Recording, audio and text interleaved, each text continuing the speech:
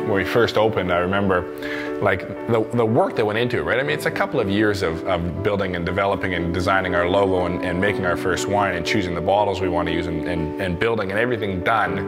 You know, you go to your first wine show and you start pouring for people and somebody goes, oh yeah, I don't care for that. And in the beginning I was like, oh, my soul, do you know how much effort went into that?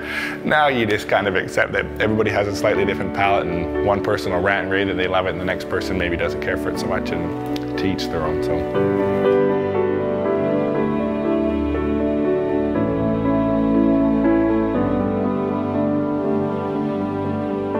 I am Abel O'Brennan. I'm one of the owners and the winemaker at Coastal Black. We're officially licensed in December 2009. So it was in not until June of 2010 that the last of the cows left the farm. It kind of came to a generational change point where nobody really wanted to get up on Christmas morning at 3 a.m. and milk cows anymore. So we, you know, as a group decided that everybody still wanted to be involved in agriculture of some form, so we all stayed here on the farm. Phil went into custom cutting of wood, Daniel went into beekeeping. The winery's kind of my baby, and then I shared the vineyard management with my father-in-law.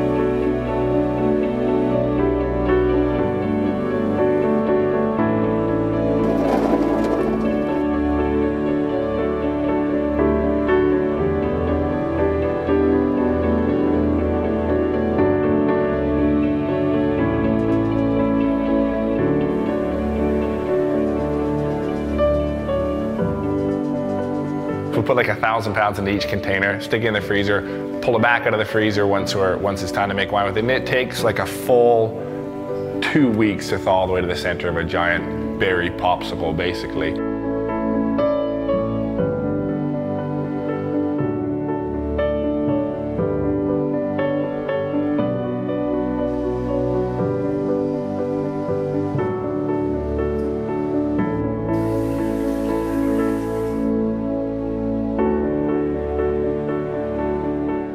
We actually just bought our own bottling line bought it back in April of last year. And it didn't arrive here until just a few months ago now, so it was custom made for us in Rome and then barged across the water and set it all up in here. So it's pretty exciting actually. It's the first piece of equipment of its kind to ever be used here in the wine industry on Vancouver Island, so it feels like it's a fairly big step. It's a 9-head bottling line. We can do 1,200 bottles an hour from start to finish, from washing the bottle, sparging it, filling it, screw capping or corking, and then labeling it and spitting it out the other end done.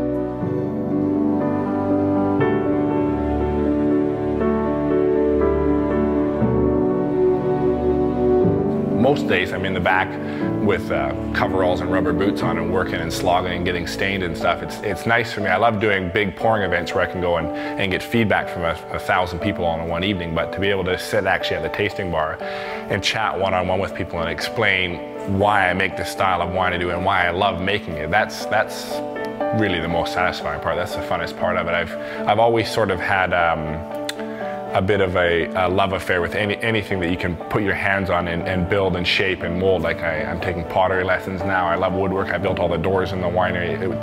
It's fun to be able to work with wine and really feel like you're putting some of your own personality into it, or your own beliefs really into how you're making your wine.